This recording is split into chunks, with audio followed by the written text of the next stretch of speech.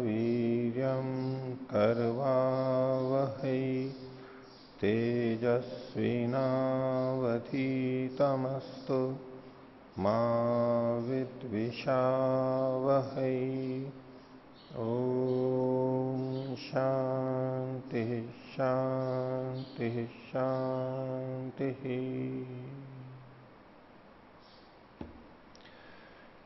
वेदांत दर्शन की 86वीं कक्षा, वेदांत दर्शन के तृतीय अध्याय का तृतीय पाद हम देख रहे हैं और इसमें उपसंहार और व्यतिहार का प्रसंग चल रहा था और उसी के बारे में कुछ शंकाएं और उसके समाधान किए गए कि क्यों व्यतिहार और समाहार करना चाहिए।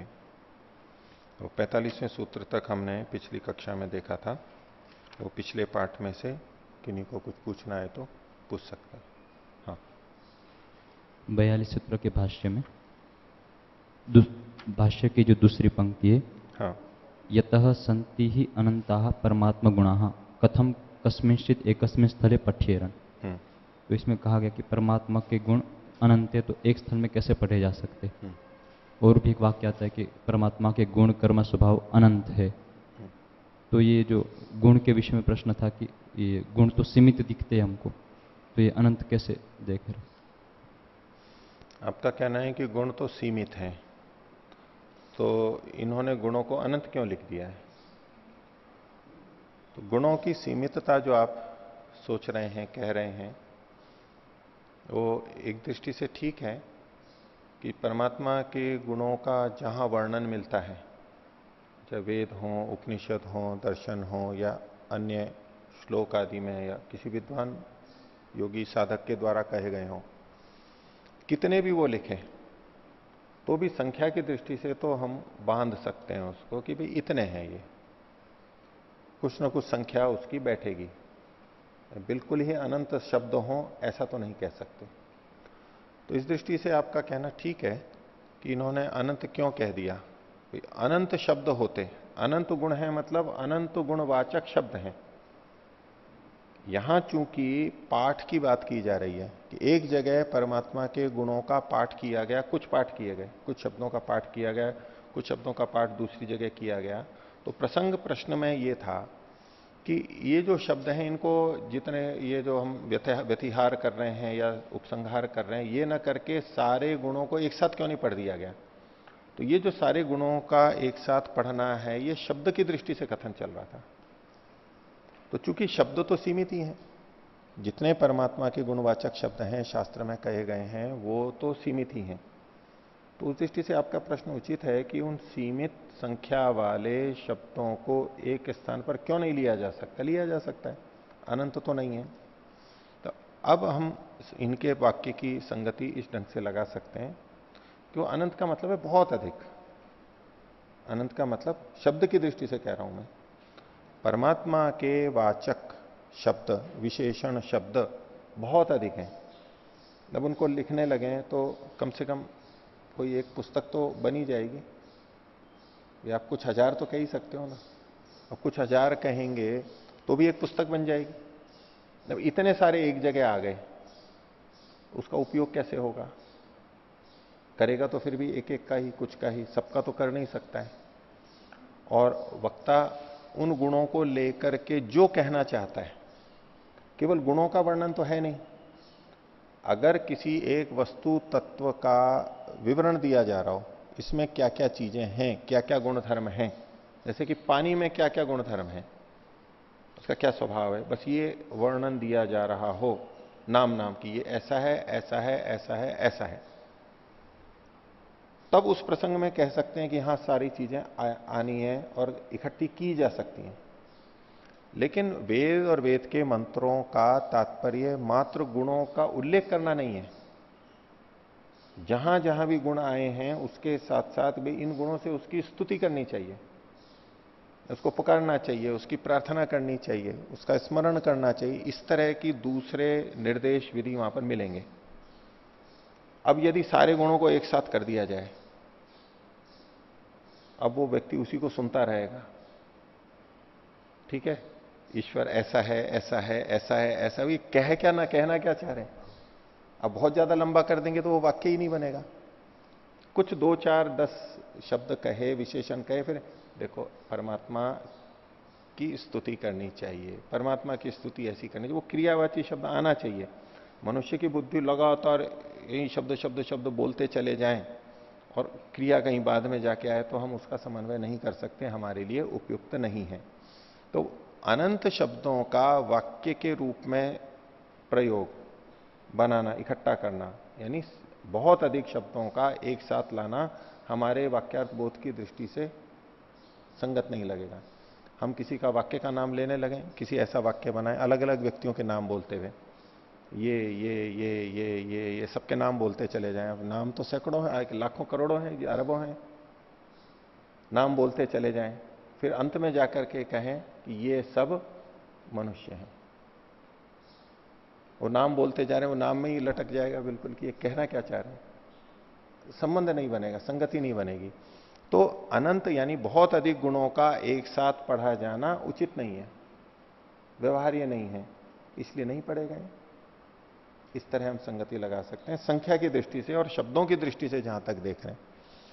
लेकिन इससे जुड़ी हुई जो बात है कि परमात्मा के गुण अनंत हैं, इस शब्द को केवल इतना पकड़ें तो गुण अनंत हैं, तो हम अपनी दृष्टि से परमात्मा के सभी गुणों को नहीं कह सकते। हम जितना भी कहेंगे उसके अतिरिक्त भी गुण परमात्मा में हैं, इस दृष्टि से भी वो अनंत है।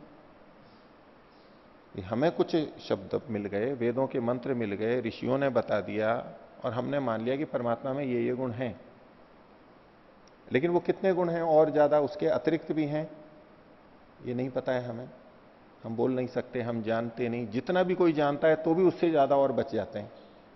इस दृष्टि से, हमारी दृष्टि से भी, संख्या की दृष्टि से वो अनंत है। मनुष्यों की दृष्टि से और संख्या की दृष्टि से भी, दोनों मिला करके वो भी हमारे लिए अनंत है। हम पूरा नहीं कर सकते इसलिए अनंत है। समुद्र को हम तैर के पार कर रहे हैं, हम पार नहीं कर पा रहे हैं, तो हमारी दृष्टि से भाई तो अनंत है, कोई सीमा नहीं है, हमारी दृष्टि से कोई सीमा नहीं है, ऐसे कह सकते हैं। और यूं तात्विक दृष्टि से देखेंगे कि परमात्मा के गुण अनंत हैं, तो संख्या जितनी भी है लेकिन एक एक गुण अपने आप में अनंत है। परमात्मा का आनंद अनंत है, कोई सीमा नहीं है। परमात्मा का ज्ञान अनंत है, परमात्मा की न्यायकारिता अनंत है, परमात्मा की दयालुता अनंत है, सब चीजों में लगा लीजिए। उस दृष्टि से, मात्रा की दृष्टि से वो अनंत है। और तीसरी दृष्टि से देख सकते हैं कि परमात्मा के इन गुणों का अंत नहीं होता, समाप्ति नहीं होती, क्योंकि उनकी उत्पत्ति भी नहीं होती। क्योंकि नित्य परमात्मा के ये गुण धर्म हैं, इस दृष्टि से वो नित्य हैं, नित्य में नित्य ही रहेंगे। इस दृष्टि से भी अनंतता कही जा सकती है। यहां नहीं कहना चाह रहे हैं वो, लेकिन अनंत शब्द की जब व्याख्या करेंगे तो इस दृष्टि से भी अनंतता कही जा सकती है, मात्रा की दृष्टि से और काल की दृष्टि से अनंतता कही जा सकती है। ठीक है, और किसी को पूछना? बोलो।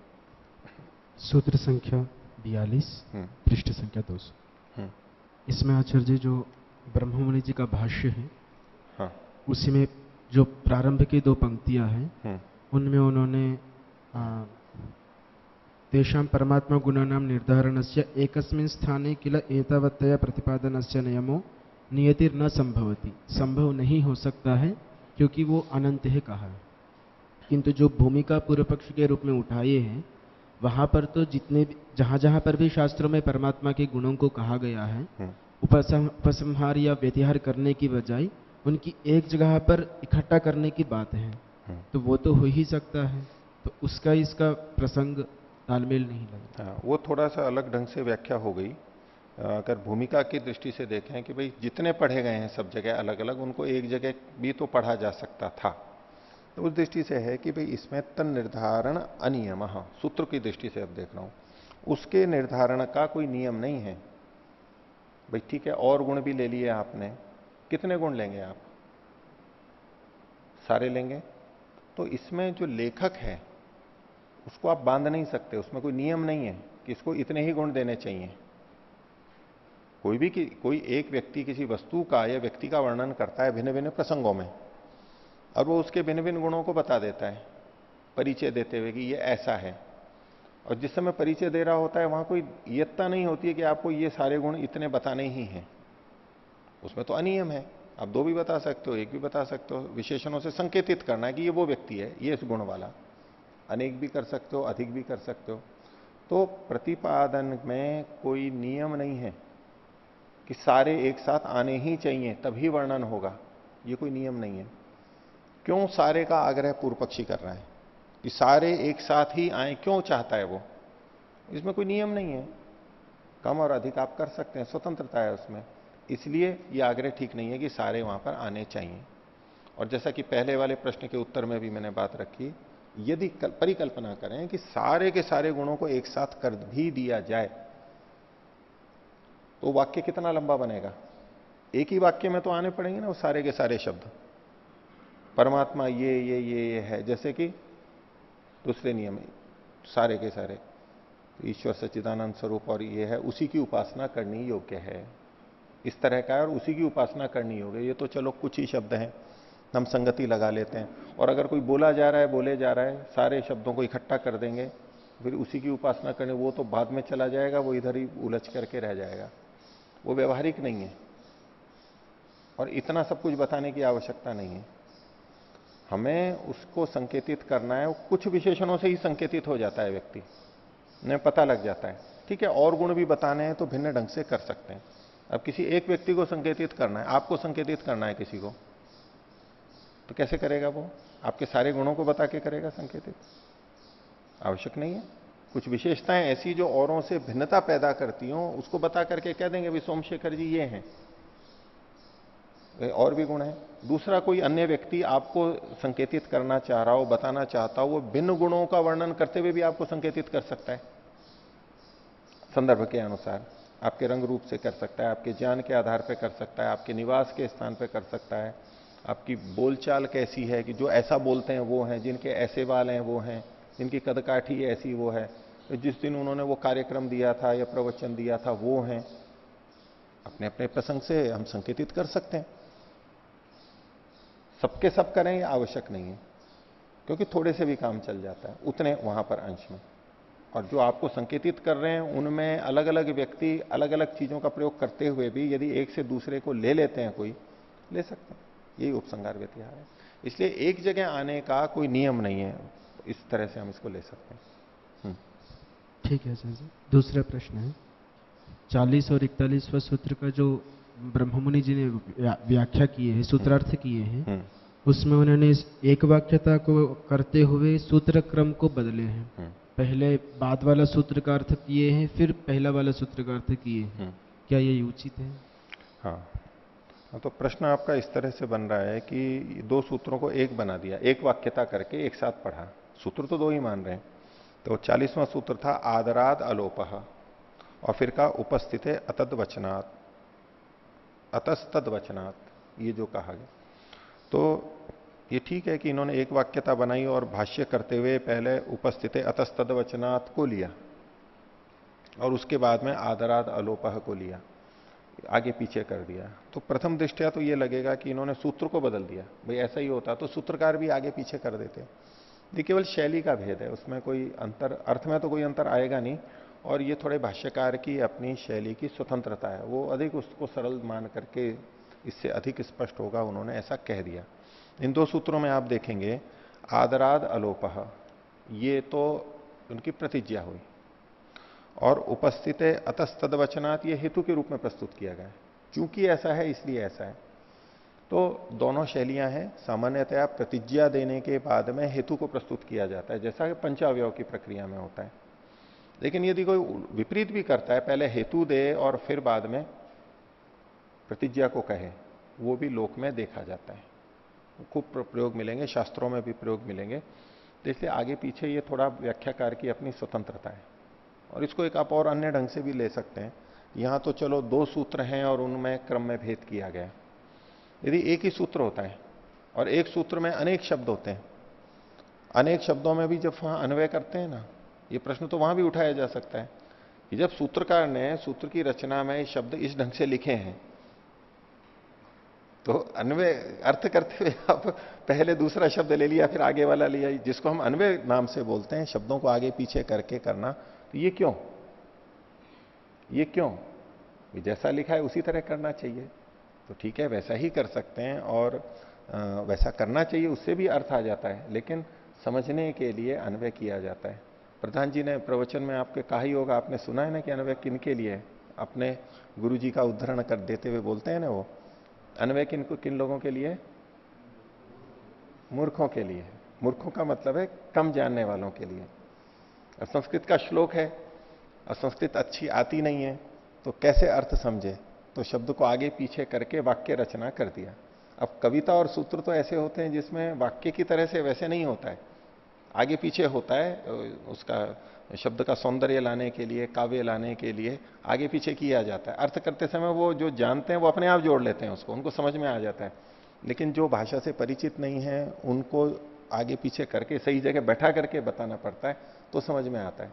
वेद मंत्रों के साथ सब जगह ऐसा है, वो अन्वय करते हैं क्योंकि वाक्य रचना हमारी बन नहीं पाती, हम नहीं बना पाते हैं, हमारे लिए वो सहज सरल नहीं है, इसलिए अन्वय किया जाता है। ये हमारी अल्पज्यता है इसलिए।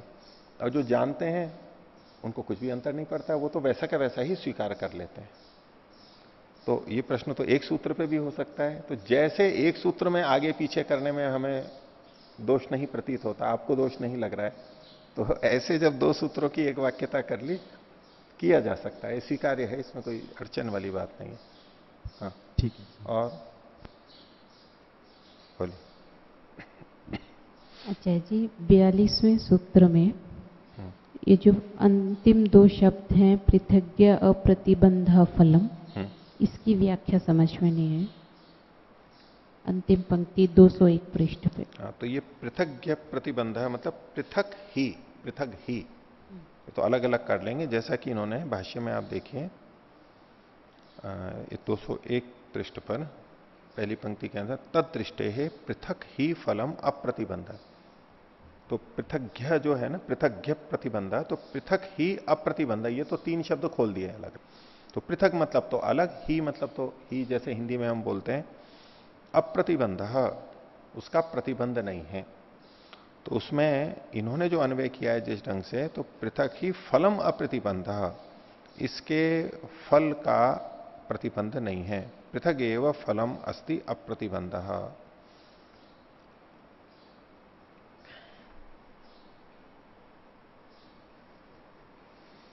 एक तो होता है अप्रतिबंध, मतलब निर्बाध रूप से, बिना किसी रुकावट के। यहां जैसे कहते हैं ये प्रतिबंधित क्षेत्र है, तो वहां पर बाधा होती है, निर्बाध रूप से नहीं जा सकते। अप्रतिबंधित क्षेत्र है, अप्रतिबंधित कहें तो कोई भी आ जा सकता है। तो इसमें फलम ही अप्रतिबंध का एक अर्थ यह होगा कि इसका जो फल है निर्बाध है, उसमें कोई रोक टोक नहीं है, आप इसको कुछ भी उपसंहार आदि कर लीजिए, कोई अंतर नहीं आने वाला है फल के साथ में जब जोड़ेंगे। दूसरा जो इन्होंने आगे व्याख्या की है, यद एकस्मिन स्थले ये खलु परमात्मनो गुणा प्रतिपादिता तत्र स्थले न प्रतिबंध न ही केवलम एतावंता एवं प्रतिबंधेन परमात्मनो गुणा संति किंतु अन्येपि अनुसंधेया। तो ये प्रतिबंध को इन्होंने आगे खोला है कि जितने गुण वहां पर कहे गए हैं, 2, 4, 10 एक स्थान पर, उसमें इसको बांधा नहीं है कि इतने ही यहां पर होंगे। प्रतिबंध का मतलब है जितने कहे गए हैं उतने का ही होना। इस वाहन में 5 जने बैठ सकते हैं तो 5 ही बैठ सकते हैं, 6 नहीं बैठ सकते, ये प्रतिबंध हुआ ना। मोटरसाइकिल पे 2 ही बैठ सकते हैं, 3 नहीं बैठ सकते, ये प्रतिबंध हुआ। तो यहां समझ लीजिए ये जो विशेषणवाची शब्द हैं, परमात्मा के गुणवाची शब्द हैं, ये जितने पढ़े गए हैं उसका प्रतिबंध नहीं है, अप्रतिबंध है। इतने ही पढ़े जाएं ऐसा नहीं है, दूसरे भी आ सकते हैं। दूसरे कैसे आएंगे? तो उपसंहार और व्यतिहार से आएंगे। एक तो संख्या की दृष्टि से ये ही इतने ही होंगे ऐसा नहीं है, इसका मतलब है उपसंहार कर सकते हैं और गुण आ सकते हैं। दूसरा है कि ये ही होंगे, जो गुण वहां पढ़े गए हैं, जो नाम पढ़े गए हैं वे ही होंगे, ऐसा भी प्रतिबंध नहीं है। इसका मतलब है उनसे भिन्न भी हो सकते हैं। इतने ही होंगे और ये ही होंगे, दो अलग अलग तरह से हो गया। इस वाहन में इस कार के अंदर 5 व्यक्ति बैठ सकते हैं, इतने ही बैठ सकते हैं, 6 नहीं बैठ सकते, 5 ही बैठ सकते हैं। वो 5 कौन से होंगे उसमें कोई प्रतिबंध नहीं है, ये या वो या ये कोई भी होंगे 5 ही। तो कितने बैठ सकते हैं? तो 5 बैठ सकते हैं। यहां जितने गुण कहे गए हैं उतने ही रहेंगे, उससे अधिक नहीं होंगे। एक अलग बात ये हुई। और दूसरा, ये ही बैठ सकते हैं, ये ही शब्द होंगे। भाई इस गाड़ी में ये व्यक्ति ही बैठेंगे, दूसरा कोई नहीं बैठ सकता। किसी को हम बदलना चाहें तो नहीं, ये ही व्यक्ति बैठेंगे। तो ये ही व्यक्ति बैठेंगे, ये ही शब्द इस वाक्य में आएंगे, ऐसा भी प्रतिबंध नहीं है, इसका भी अप्रतिबंध है। तो इतने ही होंगे, इससे तो उपसंहार की पुष्टि हो गई, उपसंहार किया जा सकता है। ये ही होंगे,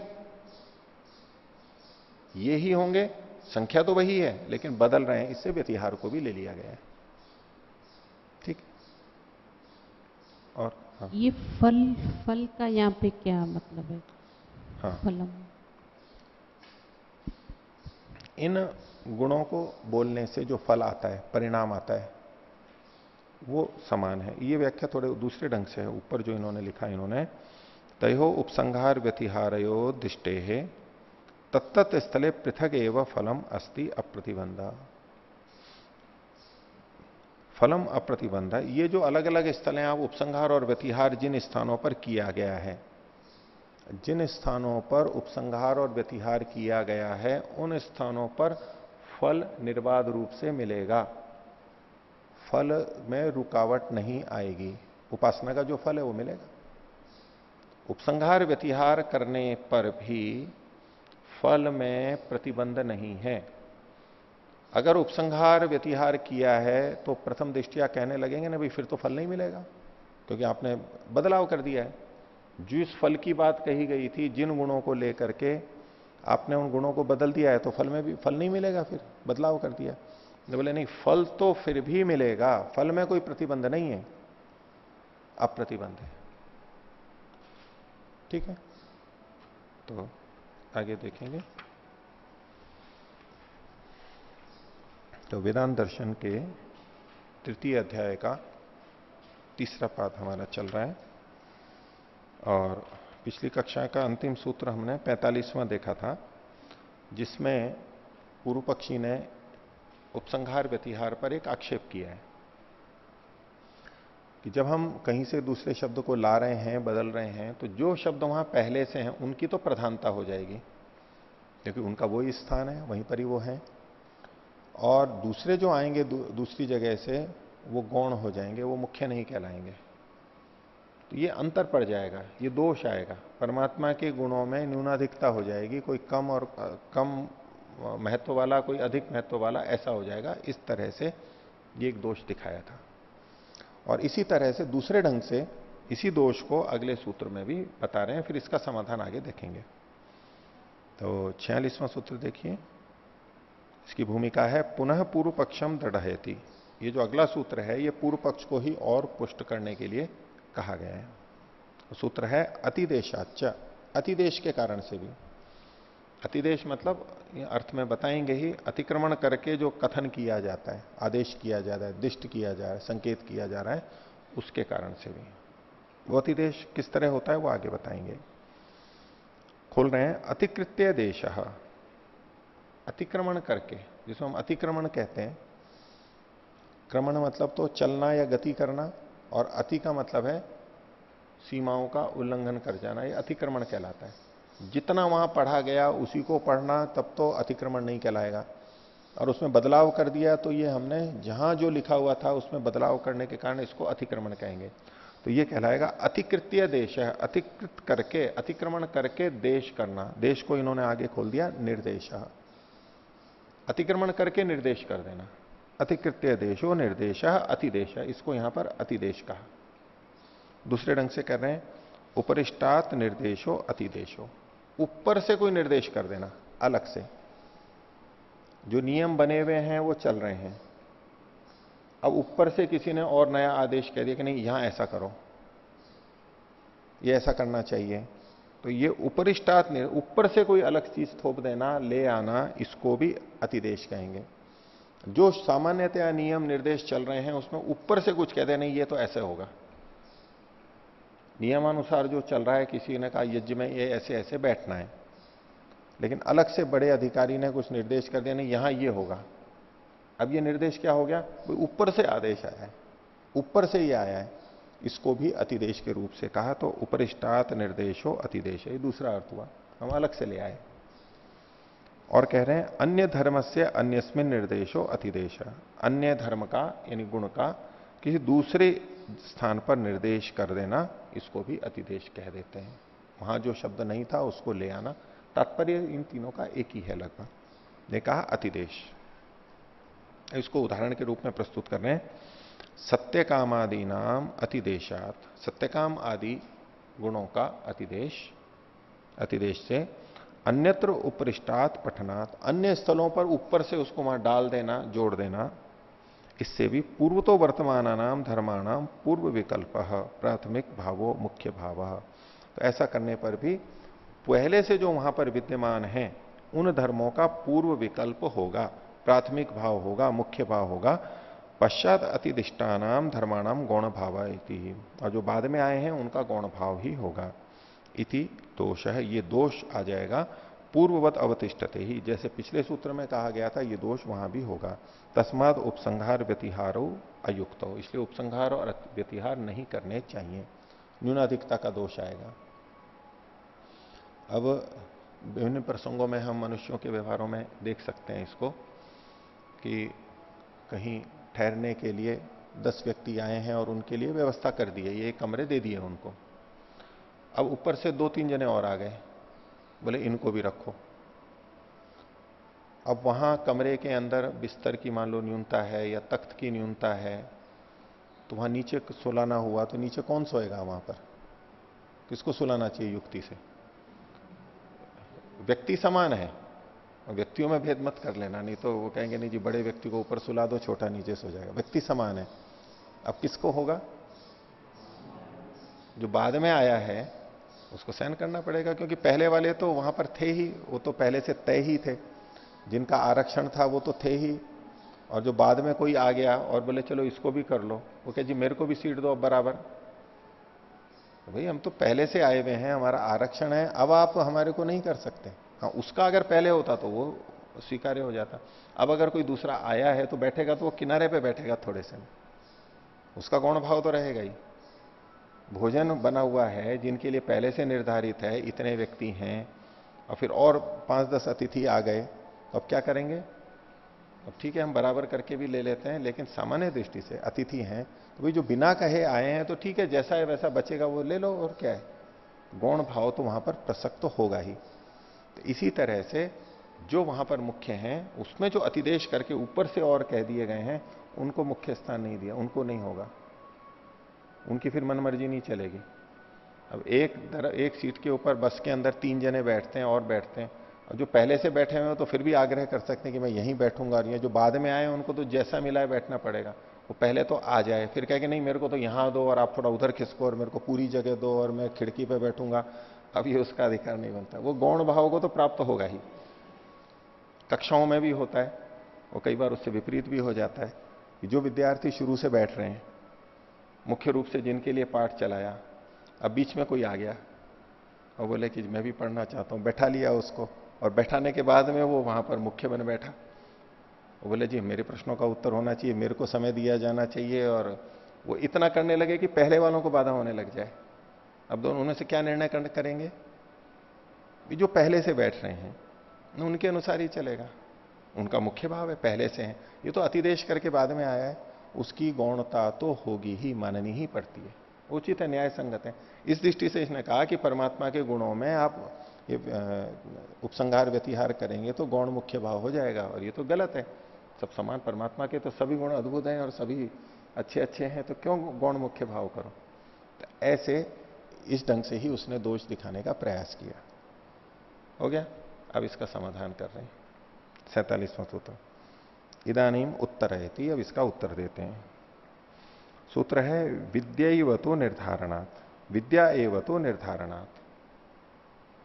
तो बोले कि ये सब ऐसा होते हुए भी विद्या तो वही की वही है। विद्या का मतलब यहां पर उपासना विद्या या साधना विद्या, योग विद्या की तरफ से उपासना विद्या ले लीजिए। अरे इन शब्दों को भले ही आपने इधर से उधर किया है, लेकिन विद्या तो वही है, गुण तो वही परमात्मा के हैं, उपासना विद्या ही चल रही है, उसमें कौन सा भेद आ रहा है? तो चूंकि ये विद्या ही है, इसलिए इसमें न्यूनाधिकता इन शब्दों की नहीं मानी जाएगी। भाष्य, विविधानाम परमात्म गुणानाम मानस क्रियावत पौर्वापर्यण चिंतना भवतु। पीछे चूंकि सिद्धांति ने यह बात रखी थी, क्रिया मानसवत, पूर्व पक्षी ने 45वें सूत्र में उसको उद्धृत करते हुए कह रहे हैं, बोले ठीक है कि परमात्मा के बहुत सारे गुण हैं और इसमें पौर्वापर्य की चिंतना तो हो कि भाई ये पहले होगा या बाद में होगा, पहले इसको बोलेंगे बाद में, इतना तो ठीक है, चल सकता है। न ही विद्यात्वम हीयते, लेकिन विद्यापना, ज्ञान जो है उसमें तो कोई न्यूनता नहीं आ रही है वहां पर। सा ही ब्रह्म विद्या ही तो अवतिष्ठते, ब्रह्म विद्या तो वो फिर भी कहलाएगी। पहले वाले गुणों के माध्यम से जब हम प्रस्तुति दे रहे हैं, परमात्मा की स्तुति कर रहे हैं, वो भी ब्रह्म विद्या है, और बाद के जो शब्द उपसंहार व्यतिहार से आए हैं वो भी है तो ब्रह्म विद्या ही। तो इस दृष्टि से वो समान है, ब्रह्म विद्या की न्यूनता नहीं है। तो सा ब्रह्म विद्या ही तू अवतिष्ठते, यथा ही काचित विद्या स्वकीय दृष्टादृष्ट लक्षण ही सदा अवतिष्ठते। जैसे कोई भी विद्या हो, संसार की जो विविध विद्याएं हैं वो अपने दृष्ट और अदृष्ट लक्षणों से विद्यमान रहती है। दृष्ट अदृष्ट का मतलब है कि किसी विद्या के कुछ गुण तो हमें पता है, वो दृष्ट हैं, और कुछ नहीं पता है, वो अदृष्ट हैं। ज्ञात और अज्ञात की दृष्टि से या प्रकट अप्रकट की दृष्टि से दृष्ट और अदृष्ट शब्दों का प्रयोग कर सकते हैं। कि कोई विद्या है, उस विद्या के कुछ गुण हमें पता है, मान लीजिए व्याकरण ले लेते हैं या दर्शन ले लें, व्याकरण विद्या के जो गुण हैं वो कुछ हमें पता है और कुछ हमें पता नहीं है, या प्रकट नहीं किए गए, बोले नहीं गए। तो उसका ये मतलब थोड़ा है कि उसके बाकी के जो गुण हैं वो हीन है या नहीं लिए जाएंगे, बोले नहीं है, वहां पर कुछ बोल दिए हैं, व्याकरण की ये विशेषता है, बस इतना ही है। कुछ प्रकट कर दिए गए, कुछ अप्रकट रूप में है, लेकिन गुण तो सारे के सारे व्याकरण के ही हैं, व्याकरण की विशेषता ही है वो। विज्ञान की विशेषता है, विज्ञान के कुछ गुण बता दिए, कुछ गुण नहीं बताए। इसका यह मतलब थोड़ा है कि जिन गुणों को नहीं बताया वो हीन कोटि में चले गए, भाई वो भी तो विज्ञान के ही गुण है, वो भी तो व्याकरण के ही गुण है। ऐसे ही परमात्मा के जो गुण वहां पर पढ़े गए हैं, जो दृष्ट हैं वहां पढ़े गए दिखाई दे रहे हैं, और जो उस जगह नहीं पढ़े गए हैं वो अदृष्ट हैं। भले ही दूसरी जगह पढ़े गए हैं, लेकिन उस स्थल की दृष्टि से वो अदृष्ट है, यहां दिखाई नहीं दे रहे हैं। तो बोले इस दृष्टि से कोई अंतर नहीं आता, वो सब उसी विद्या की विशेषताएं गुण कहलाते हैं, ऐसे ही परमात्मा के भी कहलाएंगे। इसलिए इसमें जो गौण मुख्य भाव का दोष आप दिखा रहे हैं, न्यूनाधिकता का, ऐसा कोई दोष नहीं आएगा। ये केवल प्रकटीकरण है, इस व्यक्ति ने इस वाक्य में परमात्मा के इन गुणों को प्रकट कर दिया, बस इतना ही तो है, इससे दूसरे गुणों की हेयता नहीं आ जाती है। तो विद्या के अपने दृष्ट और अदृष्ट लक्षण होते हैं, हमेशा रहते हैं। तथा एव ऐशा प्रोक्ता प्रोक्त धर्म ही परमात्म गुण चिंतन रूपा ब्रह्म विद्या ही अवतिष्ठत है। तो उसी प्रकार से जैसे यहां पर ये ब्रह्म विद्या कही गई है परमात्मा के गुणों से, उसके भी व्यक्त और अव्यक्त, दृष्ट अदृष्ट दोनों गुण होते हैं।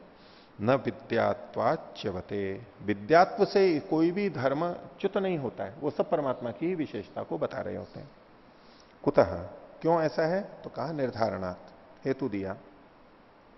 भाष्य, सर्वई दृष्टादिष्ट ही प्रोक्ता प्रोक्तर्वा गुण ही परमात्मनो निर्धारणम निश्चयो यावद अवधारणम अनुभव साक्षात्कारो वा भवती इति यतः। निर्धारण के कारण से, किसका निर्धारण कहा? तो सभी दृष्ट और अदिष्ट, दृष्ट और अदिष्ट को ही दूसरे शब्दों में खोल दिया उन्होंने, प्रोक्त अप्रोक्तर्वा गुण ही। प्रोक्त का मतलब कहे गए, उस वाक्य में जो गुण कहे गए, और अप्रोक्त का मतलब जो गुण उस वाक्य में नहीं कहे गए। तो प्रोक्त हो चाहे अप्रोक्त हो, उन सब गुणों से परमात्मा का ही निर्धारण तो किया जा रहा है, इन सब से परमात्मा का ही तो निर्धारण किया जा रहा है। निर्धारण को आगे खोल दिया निश्चय, निश्चय किया जा रहा है परमात्मा ऐसा ऐसा है।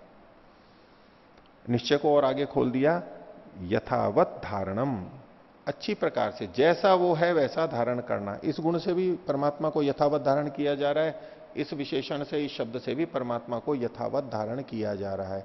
तो यथावत धारण, यथावत निश्चय, यथावत निर्धारण, ये तो समान है। यथावत धारणम, उसको और आगे खोल दिया है अनुभव, परमात्मा का अनुभव इन सभी शब्दों से किया जा सकता है। इससे भी परमात्मा का अनुभव होगा, उससे भी परमात्मा का अनुभव होगा। अनुभव शब्द दोनों तरीके से प्रयोग किया जा सकता है। जिसको कि हम प्रत्यक्ष कहते हैं उसको अनुभव कहेंगे, क्योंकि इन्होंने आगे लिखा है इसके लिए, अनुभव को आगे लिख दिया है, साक्षात्कार हुआ भवती इति यथा। साक्षात्कार मतलब प्रत्यक्ष और अनुभव। तो एक तो होता है ज्ञान की दृष्टि से हमने जान लिया परमात्मा ऐसे ऐसे गुण वाला है, उससे भी निश्चय होता है, अवधारण होता है, अभी अनुभव या प्रत्यक्ष नहीं हुआ है। और एक जब साक्षात समाधि में होता है उसको भी कहते हैं।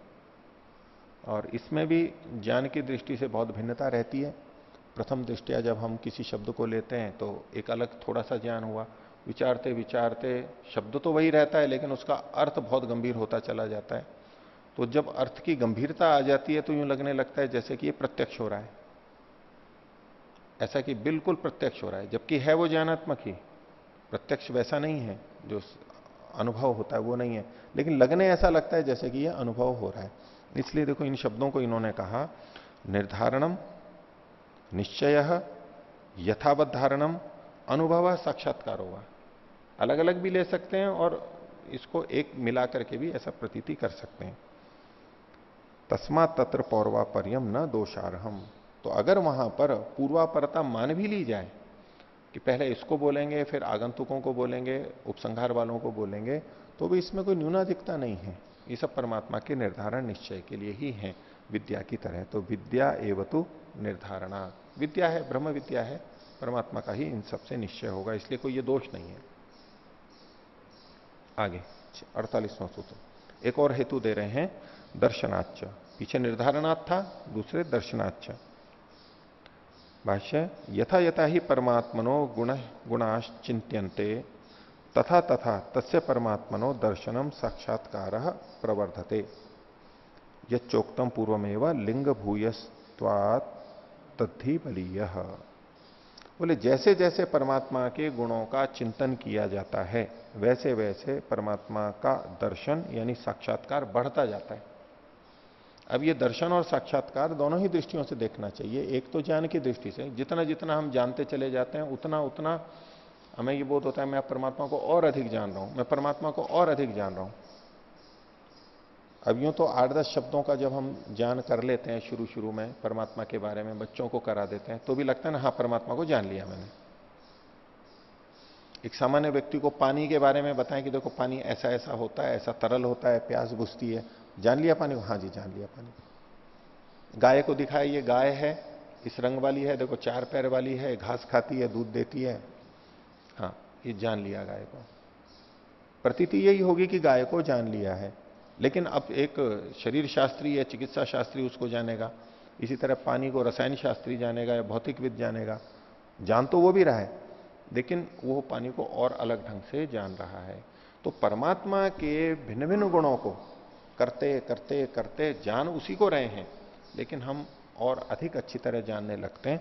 उसका साक्षात्कार जैसा हमें लगने लगता है, अनुभव होने जैसा लगता है, और उससे हमारा मस्तिष्क रंग जाता है, जिसको इन्होंने पीछे 44वें सूत्र में उद्धृत किया था कि लिंग भूयस्त्वात् तद्धि बलीयः। वो इतना बलवान है, बड़ा है, ये हमारे अंदर रंग करके बैठ जाता है। आगे एक और आशंका का निवारण कर रहे हैं ये कि जब जिस प्रसंग में जिन गुणों को शास्त्र में कहा गया तो ही लेना चाहिए, दूसरा क्यों ले रहे हैं हम वहां पर? शास्त्रीय दृष्टि से एक उत्तर समाधान दे रहे हैं मीमांसा दर्शन की दृष्टि से। तो देखिए 49वां सूत्र, श्रुत्यादि बलीयस्त्वाच्च न बाधः।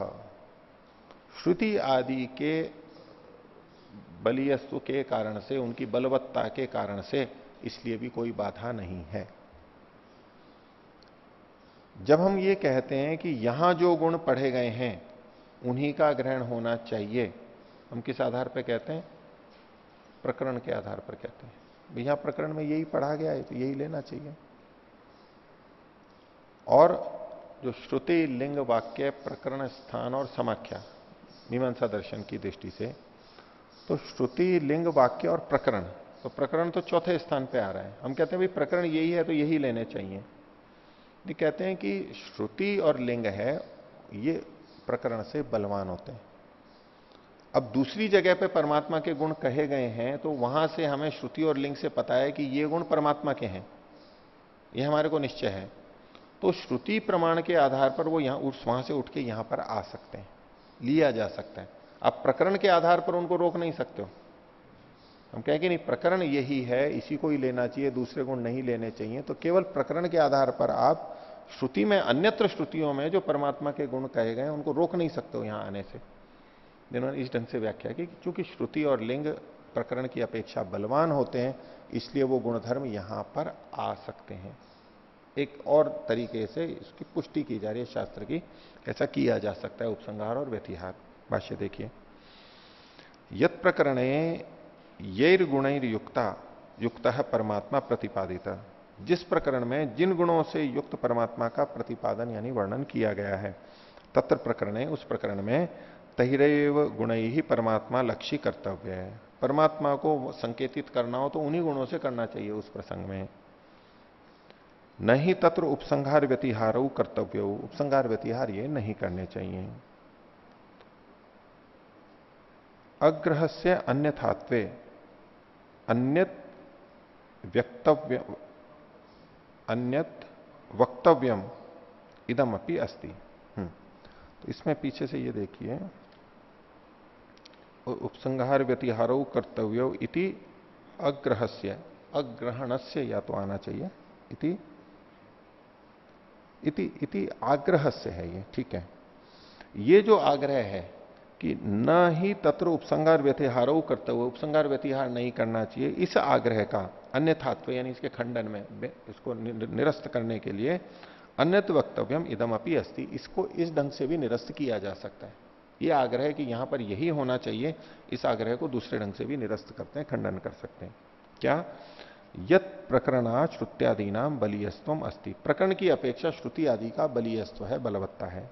यथा च उक्तम दर्शनांतरे, जैसे कि भिन्न दर्शन में यानी मीमांसा दर्शन में ये कहा गया है। तो मीमांसा दर्शन का सूत्र दिया, श्रुति लिंग वाक्य प्रकरण स्थान समाख्यानाम समवाये पार दौर्बल्यम अर्थ विप्रकर्षात।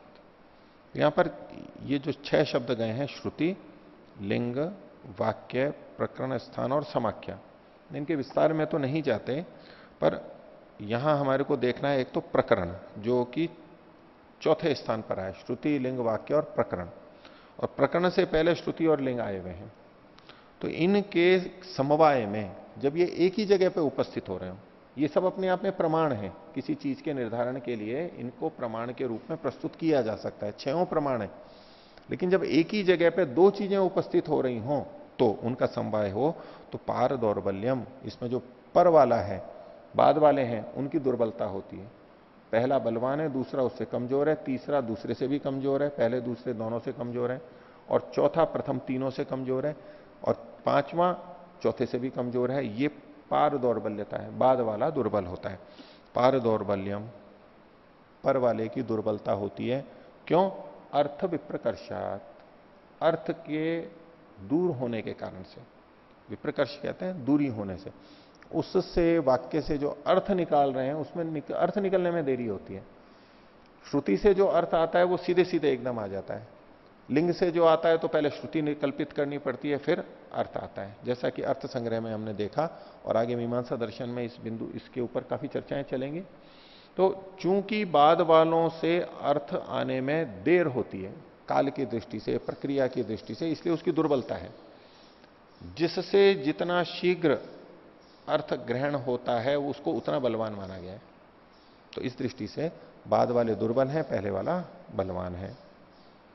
तो एवं आयतनादिम आयतनादिन आयतन आदि को समान लिंगम आश्रित्य भिन्न भिन्न प्रकरणेषु अपि यान यान परमात्म गुणान श्रुति प्रतिपादयति तत्र तत्र सर्वत्र प्रकरणेषु तेषाम गुणानाम उपसंहार व्यतिहारो कर्तव्यो। तो आयतन आदि में समान लिंग का आश्रय करके ये समान रूप से हैं। भिन्न भिन्न प्रकरणों में जिन जिन परमात्मा के गुणों की श्रुति प्रतिपादित करती है, वहां वहां सर्वत्र प्रकरणों में उन गुणों का उपसंहार और व्यतिहार कर लेना चाहिए।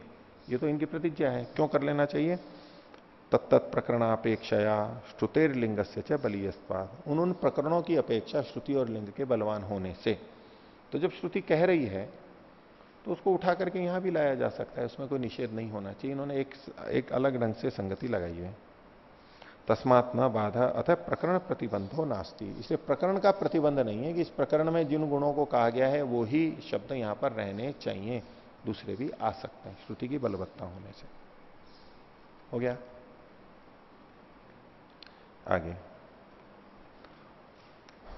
पुनर्दूषयति, पूर्व पक्षी फिर से इसका दूषण कर रहा है, इसको खंडित कर रहा है। क्या? 50वां सूत्र है, अनुबंधादिव्य प्रज्ञांतर पृथक्त्ववत् दृष्टश्च तदुक्तम। अनुबंध आदि से, अनुबंध कहते हैं जो कर्म किया जा रहा है उसके साथ में जो चीज जुड़ी हुई है, अनुबंधित होते हैं ना, अनुबंध जुड़ाव जो होता है।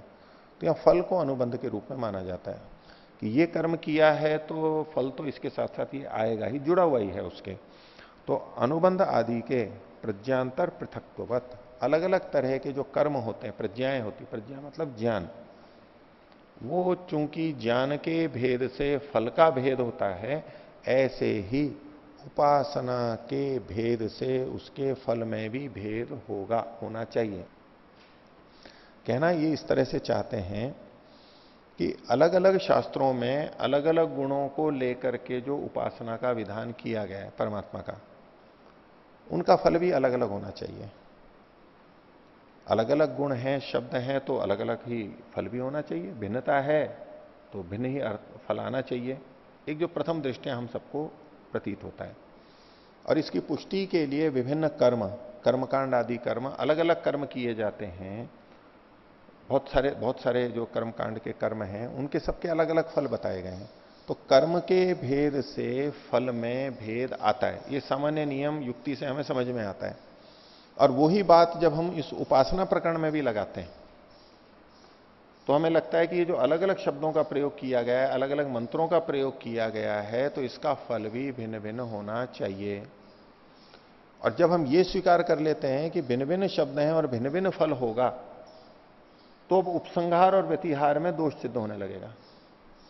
जब इससे कोई फल निश्चित निर्धारित था, इस विशेष फल के लिए इन शब्दों का प्रयोग किया गया है, तो आप ये उपसंहार व्यतिहार करके भिन्न बदल क्यों रहे हो उसको?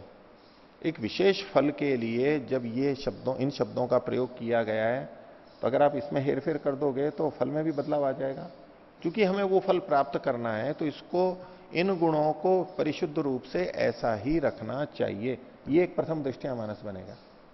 इस संदर्भ में ये बात कही जा रही है कि अनुबंधादिप्य प्रज्ञांतर पृथक्त्ववत्, तो जैसे फल आदि के अनुबंध और साधन दोनों ले लिए जाते हैं, आदि शब्द से साधनों को ग्रहण करते हैं, प्रज्ञांतर ज्ञानों के पृथकता के समान दृष्टश्च, और ऐसा देखा भी जाता है, शास्त्रों में वर्णन भी मिलता है। तो तदुक्तम, ये हमने पीछे जो बात कही है कि इसमें जो कि 45वें सूत्र में पूर्व पक्षी ने कही थी, इसमें दोष आएगा, इसलिए उपसंहार और व्यतिहार नहीं करने चाहिए। तो पूर्व पक्ष का ये सूत्र है, उसके भाष्य को देखते हैं। परमात्मनो या ही भिन्न भिन्न प्रकरण गता खलु उपासना संति, भिन्न भिन्न प्रकरणों में स्थित परमात्मा की जो उपासनाएं हैं, क्योंकि स्वरूप भिन्न है, ताहा प्रज्ञांतर पृथक्त्ववत् भिन्ना भिन्ना मंतव्या, भिन्न भिन्न ज्ञानों के समान इन उपासनाओं को भी भिन्न भिन्न समझना चाहिए। जैसे संसार में अलग अलग ज्ञान होते हैं, भौतिकी का ज्ञान, आध्यात्मिक ज्ञान, रसायन विज्ञान का ज्ञान, गणित का ज्ञान, जैसे ये ज्ञान अलग अलग हैं, विद्याएं अलग अलग हैं और इनके फल भी अलग अलग हैं, ऐसे ही यहां जो ये उपासनाएं हैं ये भी भिन्न भिन्न है और इनके फल भी भिन्न भिन्न होने चाहिए। संति ही प्रज्ञांतराणी पृथक पृथक, जैसे कि भिन्न भिन्न कर्म है, प्रज्ञाएं हैं, ज्ञान है, तो इन्होंने उस समय के हिसाब से एक उदाहरण दिया है। तद्यथा, शतपथ ब्राह्मण का ये वचन दिया है, कर्मकांड से जुड़ी हुई बात, लेकिन ये कुछ अलग ढंग से कही गई है। क्या? ते मनसा एव आधीयन्ते, कोई विशेष कर्म है, उसके अंदर मन के द्वारा ही आधान किया जाता है। आधान मतलब अग्नि आधान जैसे करते हैं, तो एक तो भौतिक अग्नि का आधान करते हैं, जैसे स्थूल याग में, सोम में, यज्ञ आदि में करते हैं, तो इसमें मन से आधान किया जाता है, बाहर नहीं, मन से किया जाता है, अंदर अग्नि का आधान किया जाता है। तो कहा ते मनसा एव अधीयन्ते, मन से तो आधान करते हैं। फिर कहा मनसा आचीयन्ते, और मन से ही उसमें चयन किया जाता है। संविधाओं का चयन है, इष्टिकाओं का चयन है, वो अंदर ही अंदर मन में ही किया जाता है, बाहर नहीं किया जा रहा है। मनसा येषु ग्रह अगृह्यन्ते, और मन से ही इन ग्रहों का ग्रहण किया जाता है। जैसे कर्मकांड में सोमयाग में आपने देखा वो ग्रह पात्र होते हैं, इसमें सोमरस रखते हैं, फिर उस आहुति देते हैं। वो जो जैसे वो ग्रह हैं, ग्रहों का ग्रहण किया जाता है, उनको लिया जाता है, तो बोले ये मन से किया जाता है। ये भिन्न प्रक्रिया है, विद्या की भिन्नता बता रहे हैं। क्या देखो, मन से ही आधान, मन से ही चयन, मन से ही ग्रहों का ग्रहण किया जाता है। मनसा येषु ग्रह अगृह्यन्ते, मनसा अस्तुवंत, और मन से ही स्तुति करते हैं। वहां पर इधर तो वाणी से कर देते हैं, बोल के करते हैं, वहां पर वाणी से नहीं करते, मन से ही स्तुति करते हैं। मनसा अशंसन, मन से ही शंसन करते हैं, वो भी एक तरह की स्तुति ही है। आगे कह रहे हैं यत्किंच यज्ञ कर्म क्रियते, यज्ञ में जो जो भी कर्म किया जाता है। यहां इन्होंने कुछ कर्मों के उदाहरण मात्र दिए हैं।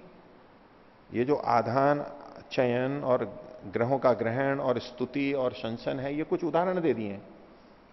केवल इतना ही नहीं, सब कुछ। उसके लिए इन्होंने कहा यत्किंच यज्ञ कर्म क्रियते, यज्ञ में जो कुछ भी कर्म किया जाता है, अथवा दूसरे शब्दों से यत्किंच यज्ञीयम कर्म, और जो कुछ भी यज्ञीय कर्म है वो सब मनसा एवं, वो मन से ही किया जाता है यहां पर। अब ये जो अंत में बात कही गई दो ढंग से, जो कुछ यज्ञ में कर्म किया जाता है, यज्ञ एक प्रक्रिया हो गई पूरी आरंभ से लेकर अंत तक, उसके अंतर्गत जितने जितने कर्म किए जाते हैं, या तो यूं कह लो, अथवा यत्किंच यज्ञीयम कर्म, जो यज्ञ से संबंधित कर्म है वो सारे के सारे, यानी यज्ञ जो चल रहा है उसके अंतर्गत आने वाले और उससे संबंधित जो इतर हैं वो भी, या तो कह लो कि यज्ञ में जो कर्म किए जाते हैं, अथवा कह लो कि जो यज्ञ से संबंधित कर्म किए जाते हैं, यज्ञीय कर्म है, वो सारे के सारे यहां पर मन से किए जाते हैं, बाह्य रूप से नहीं। तेषु तन मनोमयेषु, तो ये जो कर्म है जो कि मनोमय है, मन से ही सारे के सारे किए जा रहे हैं। मनश्चित्सु, जो मन की ही जिसमें प्रधानता है, ये सब मनोमयम अक्रियत है, उसको सब मनोमय कर लेता है, मानसिक रूप से इन सारी क्रियाओं को करता है। अब ये जो विधान हुआ, ये विद्यांतर मान रहे हैं। एक बाह्य रूप से स्थूल रूप से करते हैं, एक मन में करते हैं, ये विद्यांतर हुआ। तो इति इमानी मनसा आधानादीनी प्रज्ञांतराणी पृथक पृथक संति, तो इस प्रकार से ये जो आधानादि क्रियाएं हैं जो मन से की जा रही हैं, ये उससे भिन्न है, इससे इनका फल भी भिन्न आएगा।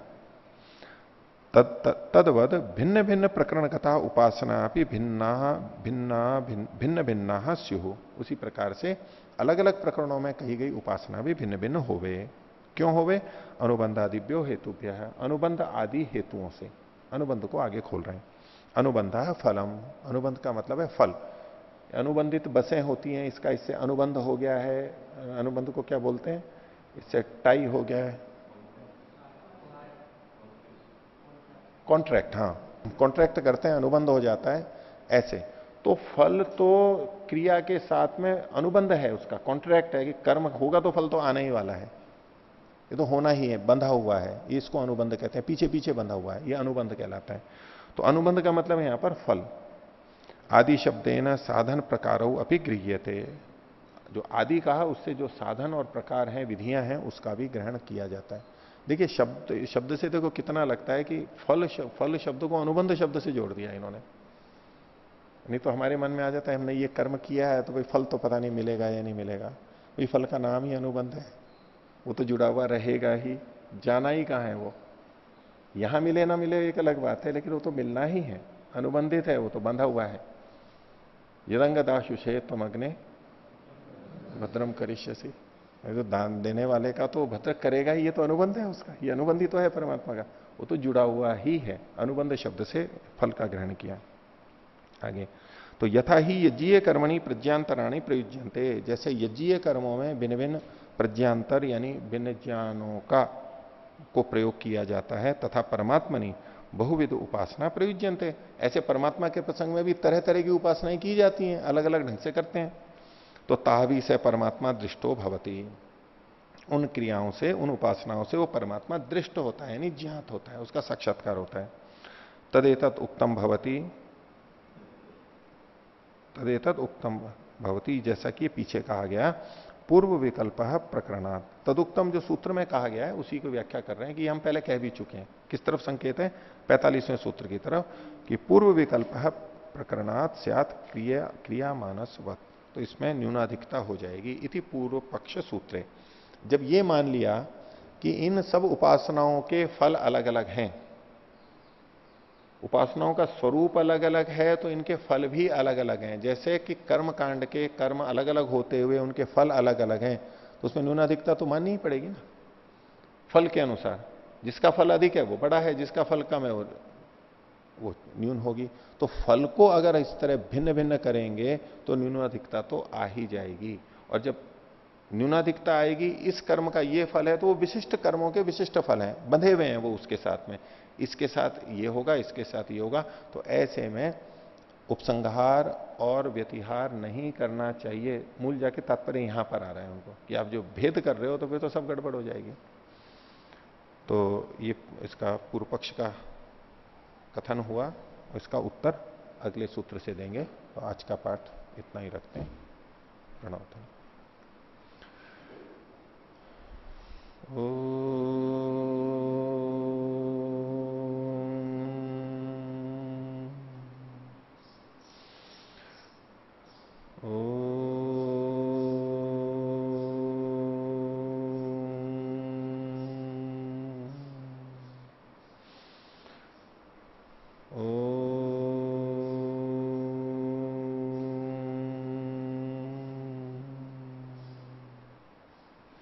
सभी को सादर विरोध है।